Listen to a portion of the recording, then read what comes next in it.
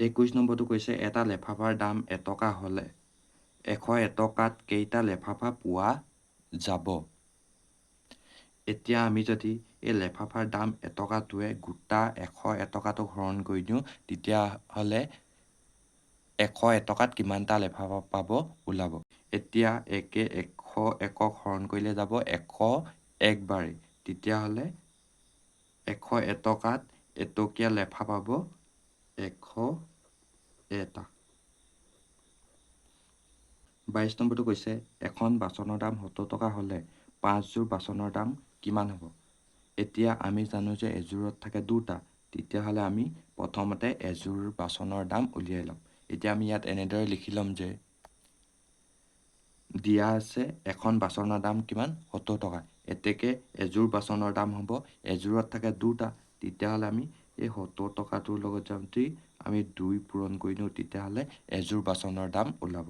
এতিয়া 70 দুগুণ হ'ব 140 টকা। তেতিয়াহ'লে এযোৰ বাচনৰ দাম ওলালে 140 টকা। এতিয়া আমাক উলিয়াব কৈছে 5 যোৰ বাচনৰ দাম। এনেদৰে লিখিব পাৰিম যে এতেকে 5 যোৰ বাচনৰ দাম হ'ব। এতিয়া কি কৰিব লাগিব, এযোৰ বাচনৰ দামৰ লগত আমি কি কৰিম, এই 5 যোৰটো পূৰণ কৰি দিম। এতিয়া 5ৰ লগত যদি 140 পূৰণ কৰোঁ তেতিয়া হ'ব 700 টকা। মানে 5 যোৰ বাচনৰ দাম হ'ব 700 টকা। তেতিয়াহ'লে আমি ইয়াত লিখিব পাৰিম যে এতেকে 5 যোৰ বাচনৰ দাম হ'ব 700 টকা। 23 নম্বৰটো কৈছে এটা বেজীৰ দাম 25 পইচা হ'লে 10 টকাত কেইটা বেজী পোৱা যাব। এতিয়া আমি যদি এটা বেজীৰ দাম 25 পইচাৰে এই 10 টকাটো হৰণ কৰি দিওঁ তেতিয়াহ'লে কেইটা বেজী পোৱা যাব ওলাব। এতিয়া আমাক গোটা পইচাটো দিছে, টকাত দিছে, মানে 10 টকা দিছে। এই 10 টকাটোক আমি প্ৰথমতে পইচালৈ ৰূপান্তৰ কৰি ল'ম। আমি ইয়াত এনেদৰে লিখি লৈছোঁ যে 1 টকা সমান 100 পইচা। এতেকে 10 টকাত পইচা থাকিব 10 পূৰণ 100 পইচা। এতিয়া 10ৰ লগত 100 পূৰণ কৰিলে হ'ব 1000 পইচা। মানে 10 টকাত থাকে 1000 পইচা। এতিয়া এই 1000 পইচাক যদি আমি এটা বেজীৰ দাম 25 পইচা হৰণ কৰি দিওঁ তেতিয়াহ'লে কেইটা বেজী পোৱা যাব ওলাব। এতিয়া এনেদৰে লিখিম যে এতেকে 10 টকাত বেজী পোৱা যাব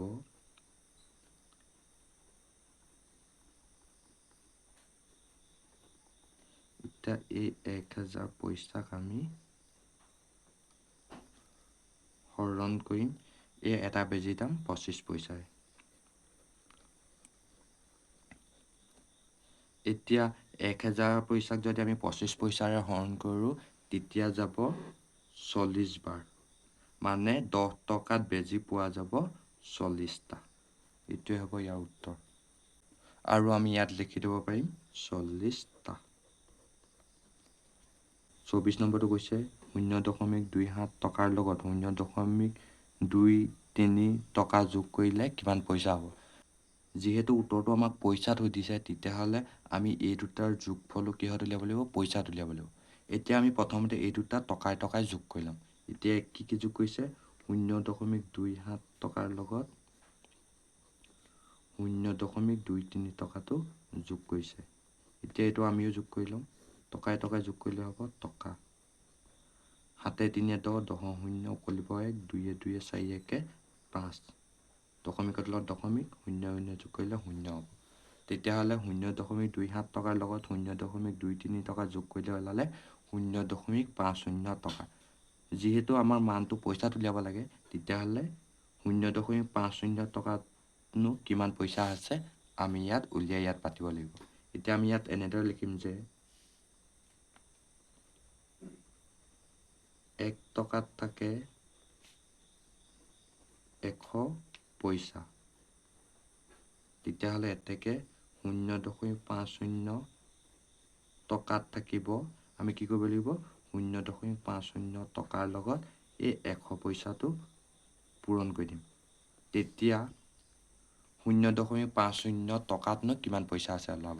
এতিয়া 0.50 লগত 100 পইচাটো পূৰণ কৰিলে হ'ব 50 পইচা। মানে 0.50 টকাত থাকিব 50 পইচা। তেতিয়াহ'লে আমি ইয়াত লিখিব পাৰিম 50 পইচা।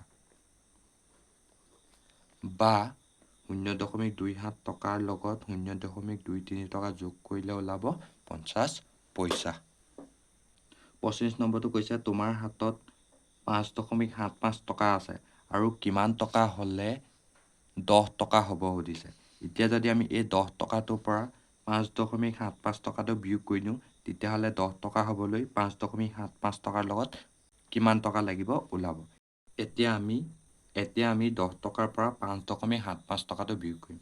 এতিয়া ইয়াত যদি 10 টকাৰ পৰা 10.00 টকাৰ পৰা 5.75 টকাটো বিয়োগ কৰোঁ তেতিয়া ওলাব টকাৰ পৰা টকা বিয়োগ কৰিলে হ'ব টকা। 0ৰ পৰা 5 বিয়োগ কৰিব নোৱাৰি, সেইকাৰণে এই 10টোৰ পৰা 1 ভাগ কৰিম। ইয়াত তেতিয়া হ'ব 10। 10ৰ পৰা আকৌ ইয়াক 1 ভাগ কৰিম, তেতিয়া হ'ব ইয়াত 10। 10ৰ পৰা 5 গ'লে হ'ব 5। এতিয়া ইয়াত থাকি যাব 9। 9ৰ পৰা 7 গ'লে হ'ব 2। ইয়াত 10ৰ পৰা যিহেতু আমি 1 ভাগ কৰিছিলোঁ, তেতিয়াহ'লে 1টো লৈ যোৱাৰ কাৰণে ইয়াত থাকিব 9। 9ৰ পৰা 5 গ'লে হ'ব 4। দশমিকৰ তলত দশমিক পাতিম। এতিয়া 10 টকাৰ পৰা 5.75 টকা বিয়োগ কৰিলে ওলাব 4.25 টকা। তেতিয়াহ'লে আমি গম পালোঁ যে 5.75 টকাৰ লগত 4.25 টকাটো যোগ কৰিলে 10 টকা হ'ব। তেতিয়াহ'লে আমি ইয়াত উত্তৰটো লিখিম 4.25 টকা। 26 নম্বৰটো কৈছে গৌতম আৰু ৰুমিৰ মাজত 109 টকা এনেদৰে ভগাই দিয়ে যাতে গৌতমে 9 টকা কম পায়। এতিয়া ইয়াত কৈছে 109 টকা ভগাই দিওঁতে গৌতমে কম পায় 9 টকা। সেই 9 টকাটো আমি প্ৰথমতে আঁতৰাই লওঁ। এতিয়া এই 109 টকাৰ পৰা যদি আমি এই 9 টকাটো বিয়োগ কৰি দিওঁ তেতিয়া থাকিব 100 টকা। এতিয়া আমি এই বাকী থকা 100 টকাটোকে কি কৰিম, গৌতম আৰু ৰুমিৰ মাজত সমানে ভগাই দিম। এতিয়া বাকী 100 টকাটো গৌতম আৰু ৰুমিৰ মাজত সমানে ভগাই দিলে প্ৰত্যেকে পাব, যদি আমি 100 টকাটো দুইজনৰ মাজত সমানে ভগাই দিওঁ তেতিয়া দুইজনে পাব 100 টকাটোক যদি আমি 2ৰে হৰণ কৰি দিওঁ তেতিয়াহ'লে দুইজনেনো কিমান টকাকে পাব ওলাব। এতিয়া 2ৰে 100 টকাটো হৰণ কৰিলে ওলাব 50 টকা।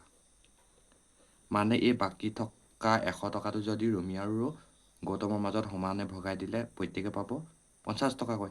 ইয়াত কৈছে যে গৌতমে 9 টকা কম পায়, তেতিয়াহ'লে বেছি কোনে পায়, ৰুমিয়ে পায়। তেতিয়াহ'লে এই বাকী থৈ দিয়া 9 টকাটো কাৰ লগত যোগ কৰি দিম, আমি ৰুমিৰ লগত যোগ কৰি দিম, কাৰণ ৰুমিয়ে বেছি পায়।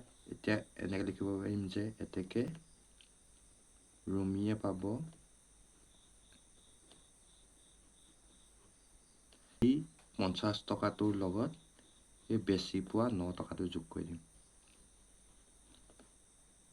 50ৰ লগত 9 যোগ কৰিলে হ'ব 59 টকা। তেতিয়াহ'লে ৰুমিয়ে পাব 59 টকা আৰু গৌতমে পাব